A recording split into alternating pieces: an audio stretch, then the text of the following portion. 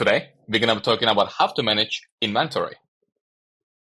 Under inventory, we can create the item. We can serialize items in query. We can approve inventory counts and transfer inventory and so forth. So, for example, let's view items under inventory. As you can see, these are all the inventory items in the system with their item number, again with their description. You can see how many of this item been on hand.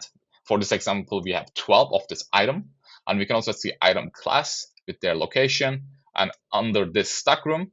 And you can see the preferred vendor preference here as well, and with the last cost. And we also have an option to put an image and attachment here as well. We can also create an item by clicking on create an item under inventory. First, we're going to have to put our item type with the item class. We're going to have to put the item number, our preferred vendor, description, of course, and our stock room. So these are mandatory, as you can see on the sign here.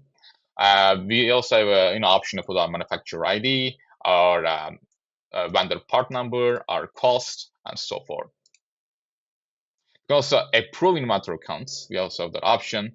For this, for example, for this item number, for this location, actual count, system count, and as you can see, it's 24. We can see the description counted by this person and under the stock room. So as you can see here. And once you're all done, we can save this and click on finish on the bottom, as you can see here. We can also transfer inventory. We have that option in the system as well. We can these are all the transfer inventory that's been done in the past. For as you can see the transfer number for this item, the description. You can see in the stock room from transfer quantity, which is 1, from this location to this destination, right? The status, you can see placed by this person and the stock unit and dates that have been placed and so forth. Thank you.